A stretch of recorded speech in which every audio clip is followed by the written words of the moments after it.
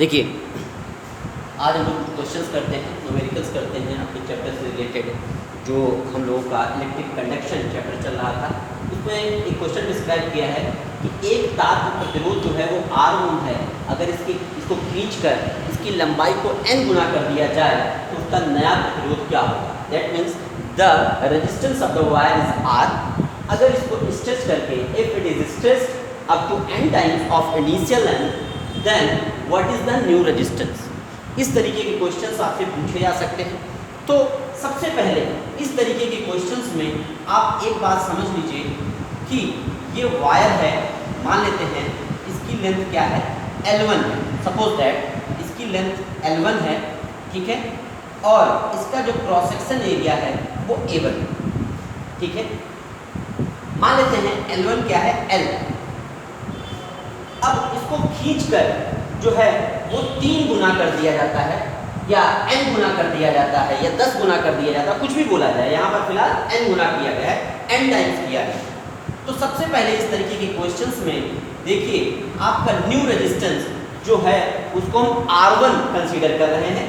तो आपको पता है बाय द फॉर्मूला ये जो होता है कुछ ऐसा होता है, R is equal to rho L upon A से R1 is equal to rho L1 upon A1 होता है, या आप सभी को शायद मालूम हो।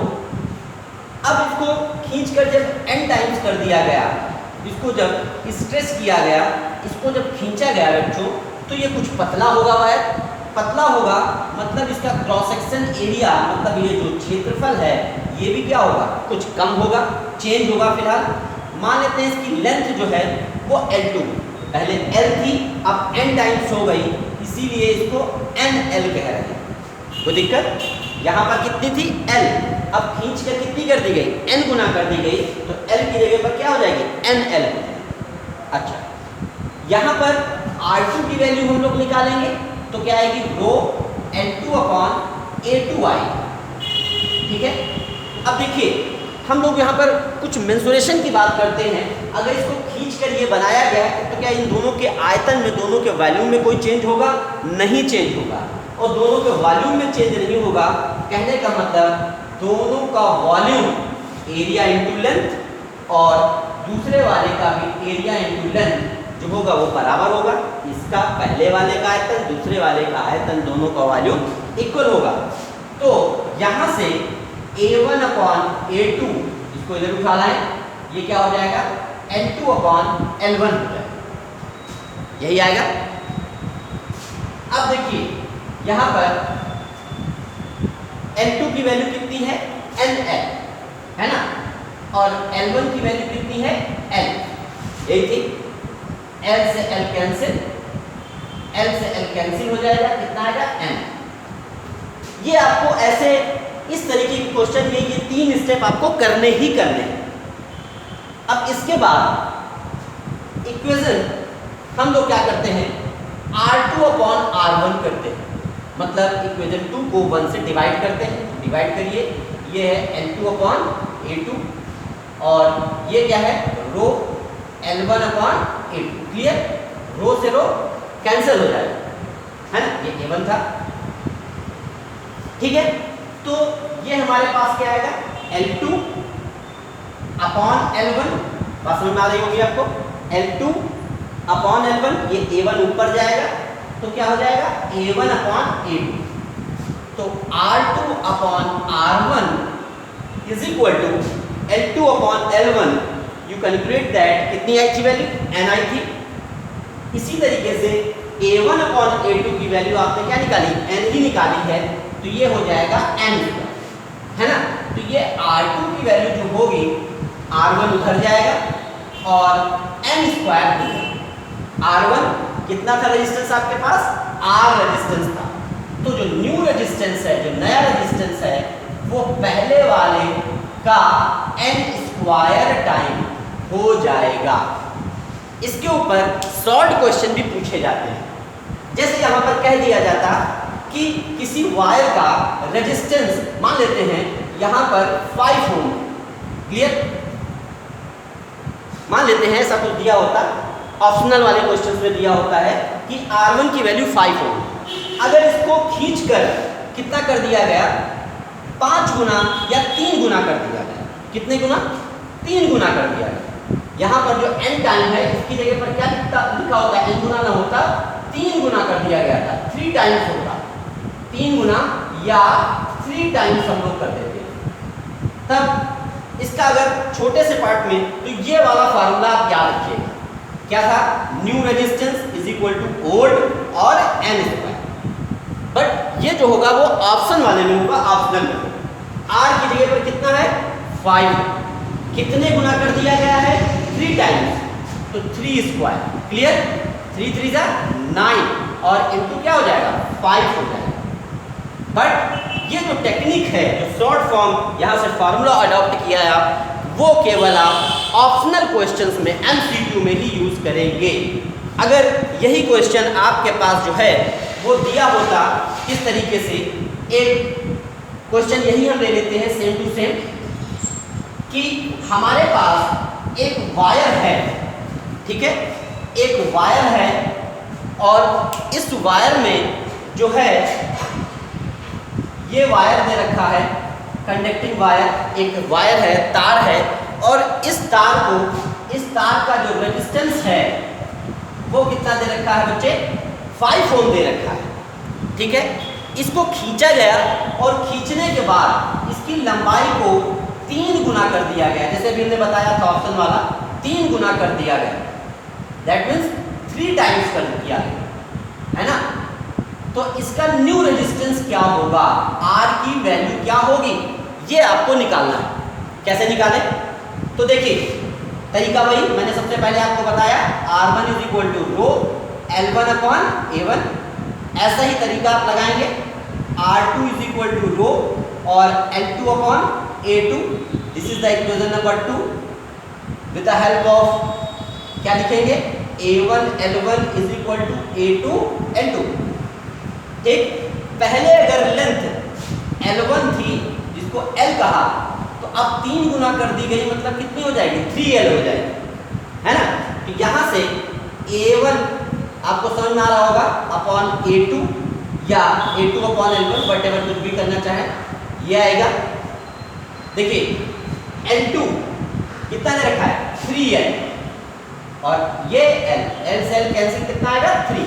यहाँ पर वैसे सिमिलरली जो भी मैंने बताया आपको, R2 अपॉन R1, रो L2 अपॉन A2, ये वाली वैल्यू, अपॉन ऑफ रो क्या लिखेंगे, L1 अपॉन A1, रो से रो कैंसिल, क्या आएगा, L2 अपॉन L1 ये, और A1 ऊपर चला जाएगा, तो A1 अपॉन A2 आ जाएगा।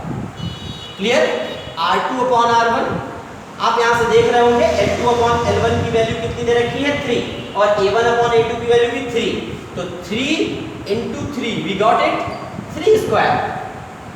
तो R2 की वैल्यू क्या आएगी, 3 स्क्वायर, ये तो था ही, और साथ में क्या आया, R1, तो 3 का स्क्वायर मतलब 9, और R1 मतलब R की वैल्यू यहाँ पर कितनी दे रखी थी, ओल्ड वाली 5।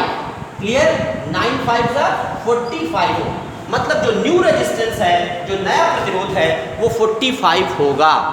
ठीक है, ये बात आपको अच्छे से समझ में आ गई होगी। इस तरीके के क्वेश्चन हम यहाँ पर इजीली कर सकते हैं, अगर ऑप्शन में हो या उस तरीके से हो। ठीक है, किया जा सकता है। आगे देखते हैं, आगे की तरफ एक क्वेश्चन और डिस्क्राइब किया जाता है। देखिए, कहा गया है कि एक 60 वॉट का बल्ब है, ठीक है, 60 वॉट का एक बल्ब है, ठीक है।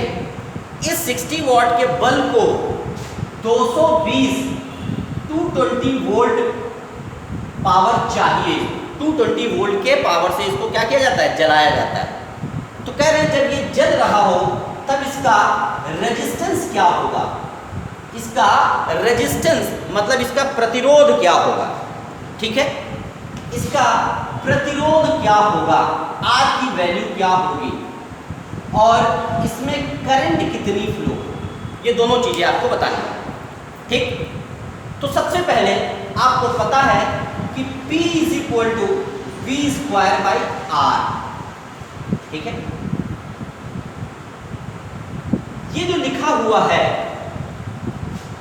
P P की वैल्यू इसमें कितनी गिवन है 60 वॉट, क्लियर। और कितने वोल्ट पर वो चल रहा है, V की वैल्यू 220 वोल्ट। तो यहां से resistance is equal to V square by P, या V की वैल्यू आपने लिखी है 220, तो 220 का स्क्वायर मतलब 220, P की वैल्यू है 60, है ना।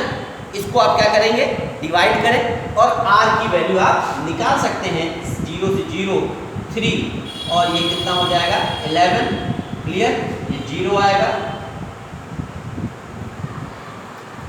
ठीक है, 3 8 जा, ठीक है, 8 0 6 पॉइंट समथिंग आएगा, 806 पॉइंट कुछ 6 7 कुछ ऐसे करके आएगा, चेक कर लीजिएगा। तो आएगा 806.7 ओम।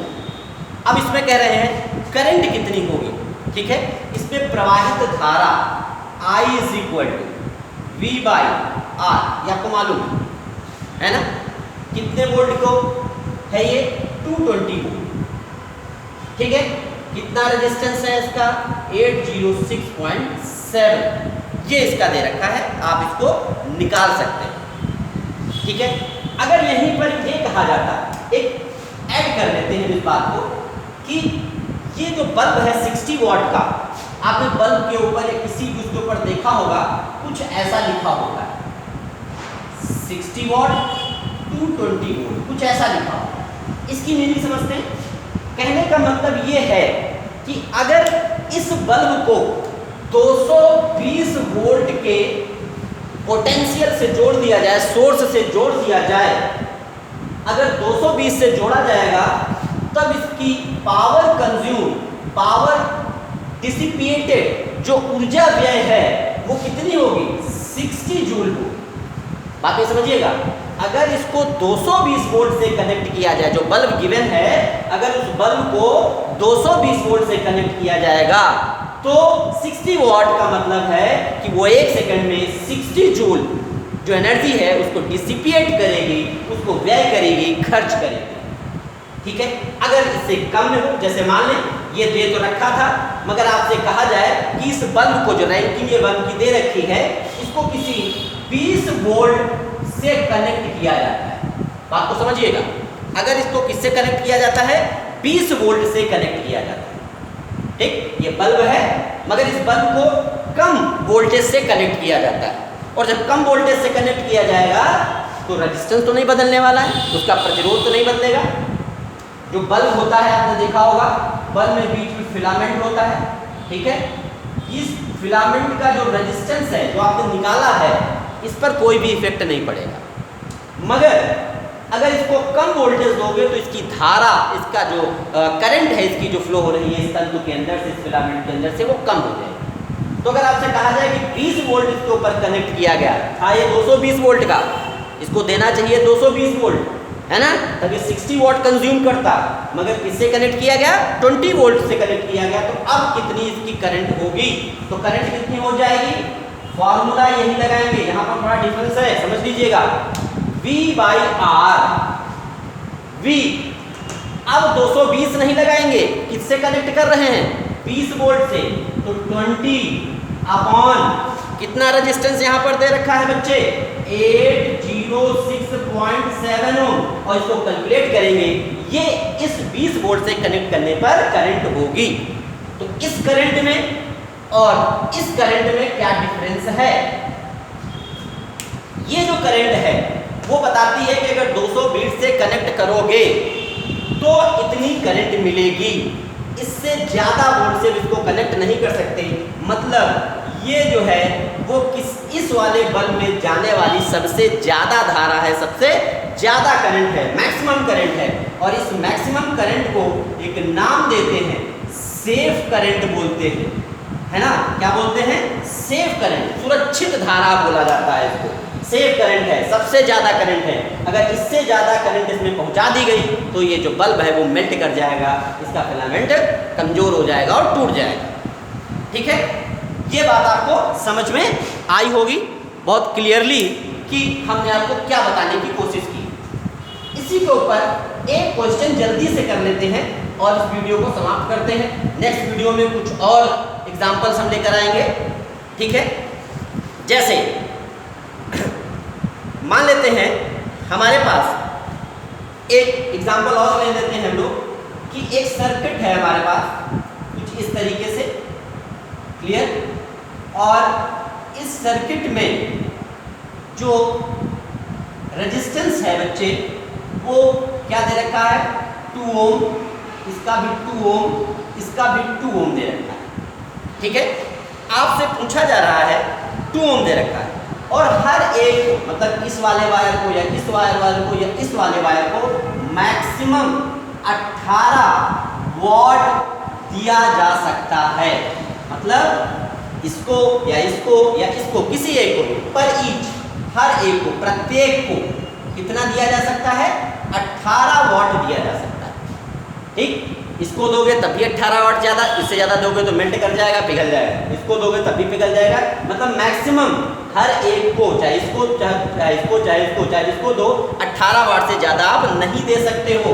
तो आपसे पूछ रहे हैं कि सर्किट में जो ये सर्किट बना है आपके पास, जो हमारे पास क्या बना हुआ है, ये जो बना हुआ है हमारे पास सर्किट, इसमें मैक्सिमम P की वैल्यू क्या होगी, मतलब इसके अंदर महत्तम सबसे ज़्यादा जो हमारे पास शक्ति है, विद्युत शक्ति, वो कितनी होगी, ठीक है।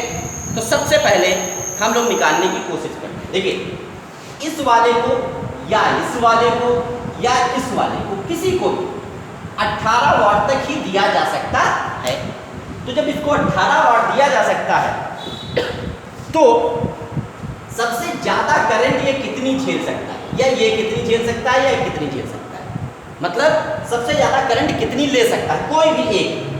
तो फार्मूला हमारे पास है P = क्या होता है हमारे पास, I² R, ये पढ़ा होगा आप लोगों ने। तो I² = P/R, स्क्वायर हटाएंगे तो क्या लगाएंगे, रूट लगाएंगे, तो अंडर रूट सबको कितनी दी जा सकती है, 18 वॉट, है ना। और अपॉन हमारे पास हर एक का रेजिस्टेंस कितना दे रखा है, 2 ओम दे रखा है। तो 2 से इसको कैंसिल किया, कितना आया, 9 आया, ठीक है। कितना आया, ये 9 आया हमारे पास। क्लियर, बात समझ में आ रही है। अब देखिए, ये 9 है, तो हर एक को, इसको 9 एम्पियर, इसको 9 एम्पियर, या नहीं, ये कितना दे रखा है हमारे पास, 18 दे रखा है। और हाँ, √19 होगा, √9 या 3 एम्पियर करंट दी जा सकती है, ठीक, रूट में था, ठीक है। अब पूरे का पूछ रहे हैं कि पूरे में कितना दिया जा सकता है। तो पूरे में कितना दिया जा सकता है, पहले तो हम क्या करते हैं, इन तीनों का इक्विवेलेंट निकालते हैं, मतलब इन तीनों का जो है वो संगत प्रतिरोध निकालते हैं, ठीक है। तो देखिए, ये 2 ओम और ये 2 ओम एक दूसरे के साथ कैसे लगे हुए हैं, समांतर क्रम में लगे, ठीक। तो इन दोनों के लिए अगर निकालें तो R डैश कहें, 1/2 + 1/2, हाउ मच, कितना हो जाएगा, 1 हो जाएगा। दैट मीन्स R डैश की वैल्यू कितनी आएगी, 1। तो ये दोनों खत्म, कैसा बनेगा, इसको यहाँ पर नया बना लें, देखिएगा, इन दोनों को खत्म करके आया कितना, R डैश की वैल्यू 1 ओम आई। क्लियर, इसमें कितना दे रखा है, 2 ओम दे रखा है। ये वाला हमारे पास कितना है, 2, और दोनों हैं किसमें, हमारे पास सीरीज कॉम्बिनेशन में है, तीनों किसमें है, सीरीज कॉम्बिनेशन में। तो इन दोनों का तुल्य प्रतिरोध मान लेते हैं R डबल डैश, तो 1 ओम + 2 ओम, हाउ मच, 3 ओम होगा, यही होगा ना हमारे पास, 3 ओम आएगा। मतलब पूरे परिपथ का ये जो पूरा सर्किट दे रखा है, इसका तुल्य रेजिस्टेंस, इसका जो इक्विवेलेंट रेजिस्टेंस है वो 3 ओम है। तो P की वैल्यू कितनी होगी इसकी, फार्मूला तो वही है, I²R, है ना, I²R। I की वैल्यू कितनी हो सकती है, 3 एम्पियर मैक्सिमम, तो 3 का स्क्वायर, और रेजिस्टेंस कितना मिला है हमारे पास, 3 मिला है। क्लियर, तो 3 3 9 × 3, हाउ मच, 27 जो वॉट है ये सर्किट कवर कर सकता है, ठीक है। बात समझ में आ रही होगी। इसी तरीके का एक क्वेश्चन और जल्दी से करते हैं, सेम टू सेम, देखिए, और उसके बाद मैं इसको बंद करता हूँ। देखिए सेम है, 4 ओम का है ये, ठीक है, नीचे भी 4 ओम का है, क्लियर। ये जो है वो कितने का दे रखा है, 4 ओम का दे रखा है ना। हर एक को, ईच को कितना दिया जा सकता है, हर एक को 18 ओम दिया जा सकता है।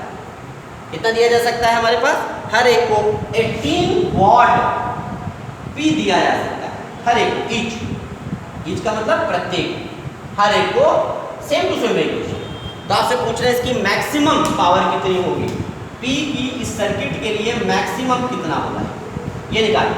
सेम टू सेम काम वही करेंगे। सबसे पहले क्या करेंगे कि इसके अंदर हम लोग आई की वैल्यू निकालेंगे कि आई मैक्सिमम कितनी जा सकती है इसके अंदर। तो आई कितनी जा सकती है आपको भी पता है, P equal to I square क्या पढ़ा था, R, या I equal to under root P by R, clear.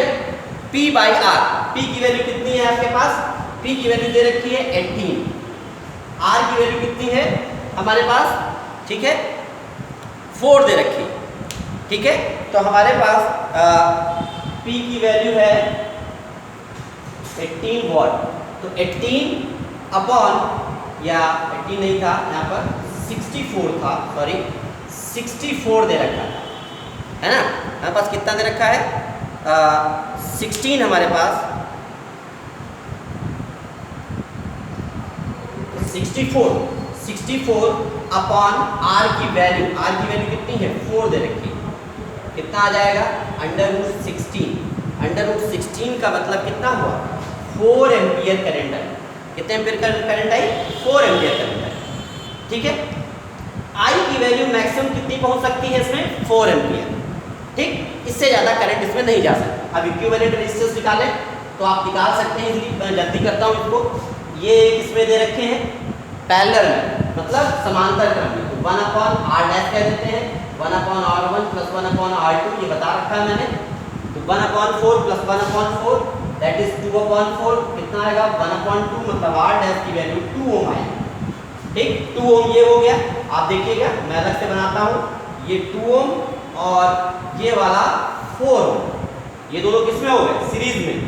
तो R डबल डैश मतलब टोटल जो है 4 प्लस 2 कितना आ जाएगा, 6 ओम आया, ठीक है, 6 ओम मिला हमको।